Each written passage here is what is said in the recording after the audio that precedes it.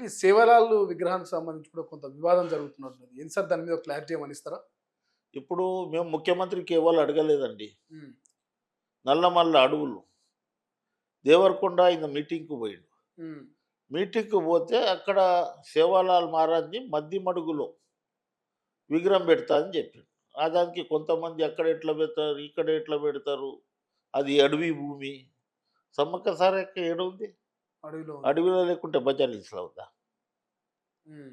అది పెడితే పెట్టని ఆడ పెట్టి అది అక్కడ 2,00,000 మంది హనుమాన్ దీక్ష చేస్తారు. ఓకే. అది టూరిజం ప్లేస్. హ్మ్. అక్కడికెంచి మనం అది హనుమాన్ దీక్ష తర్వాత సేవాలాల్ మహారాజ్‌కు ఆంధ్ర, నాగార్జున సాగర్, మిర్యాలగూడ, నల్లగొండ 150 కిలోమీటర్లు తగ్గుతది. అక్కడ ఒక రివర్ కృష్ణ రివర్ ఉంది.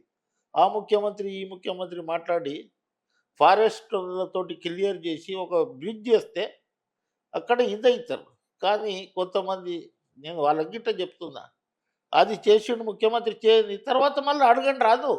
ఏమైతది? ఇంకో విగ్రహం పెడతారు. ఇంకో విగ్రహం పెట్టవచ్చు. నేను 15థ్ ఫిబ్రవరికి చెప్పిన. బంజారాహిల్స్ మాది అంటారన్నా మాకు స్టూడియోకి అన్నపూర్ణకి ఇచ్చిర్రు, పద్మాలయకి ఇచ్చిర్రు, తర్వాత రామనాయుడుకి ఇచ్చిర్రు. ఇక్కడ బంజారా ఫిల్మ్ డెవలప్మెంట్‌కు గానీ, సేవాలాల్ మహారాజ్ మందిరం గానీ, తర్వాత సేవాలాల్ ఎడ్యుకేషన్ ట్రస్ట్ పెట్టి పిల్లలకు చదివి ఇది చేస్తామంటే ఒకసారి మనం రిప్రజెంటేషన్ చేసినాం. అవును. ఇప్పుడు మహారాష్ట్ర తీసుకుపోతుంది నీకు శ్రీశైలము. హ్మ్. అక్కడ ఏకనాథ్ షిండే 750 కోట్లతోటి నంగారా మ్యూజియం తయారు చేసిండు. అందులో సేవాలాల్ మహారాజ్ గుడి ఉంది, మరమ్మత్ ఇది ఉంది. హ్మ్. ప్రభుత్వం చేస్తే చేయమనాలి మనం అభివృద్ధి. హ్మ్. ఇప్పుడు అభివృద్ధికి చేయమంటే ఆ రోజు మూసీ గురించి పెద్ద ఇది చేస్తుర్రు. ఎందుకంటే ఆ రోజులు ఒక మున్సిపల్ మినిస్టర్ ఉన్న ఆయన వీడియోలు చూపెడతా. హ్మ్. నిర్లక్ష్యంగా కొట్టేయండి, ఇండ్లు కూల్చేయండి అన్నాడు. కేజీఆర్. కేటీఆర్ అన్నాడు, హరీష్ రావు కేటీఆర్ అన్నాడు, ముఖ్యమంత్రి గిట్ట అన్నాడు. హ్మ్. ఆ రోజు అది తీసుకొచ్చింది వాళ్ళే కదా! సుందరీకరణ చేసి మంచి ఒక నది ఇదైతే బాగుంటదనే ఉద్దేశంతోటి అది చేస్తే, హ్మ్. దానికి అడ్డంకులు, అది ఇల్లు కూలగొడతారు, ఇది చేస్తారనే విధంగా మాట్లాడితే అది హ్మ్. కరెక్ట్ అభివృద్ధికి ఇది కాకుండా హ్మ్. ఆయన సెక్రటరియట్ కట్టిండు. కాంగ్రెస్ వాళ్ళు ఏమన్నా చెప్పిర్రా? మంచి సెక్రటరియట్ కూలగొట్టిండు. అవును. డి బ్లాక్ అవి ఇవి. ఏమనలే కదా!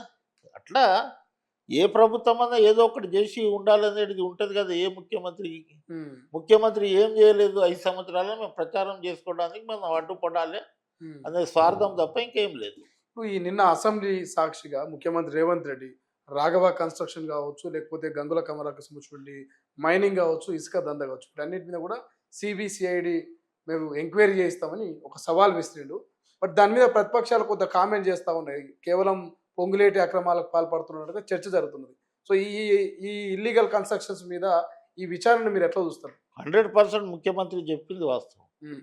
ఇసుక దందా మాఫియా జరుగుతుంది. ఆ కుటుంబం 10 సంవత్సరాలు సంతోష్‌రావు తండ్రి పొద్దుగాల రావాలే 10,00,000 బ్యాగ్ నింపుకొని పోవాలే. హ్మ్. ఇసుక గాని, మాఫియా ఇది గాని, గంగుల కమలాకర్ అది గ్రెనేడ్ గాని, హ్మ్. దాని మీద విచారణ జరిపితే తప్పేముంది? దానికి రాఘవ కన్స్ట్రక్షన్ ఇది చేసింది. రాఘవ కన్స్ట్రక్షన్‌కు వాళ్ళ కొడుకు ఆయన చేసుకుంటుండు ఆయన. హ్మ్. ఆయనకేం సంబంధం అండి? కొడుకు ఒక వ్యాపారం చేసుకుంటుండు. ఎక్కడన్నా నీకు ఆయన కబ్జా చేస్తే మీరు ప్రభుత్వ దృష్టికి తీసుకురండి. మీరు ఈ బాధ చేయవద్దు.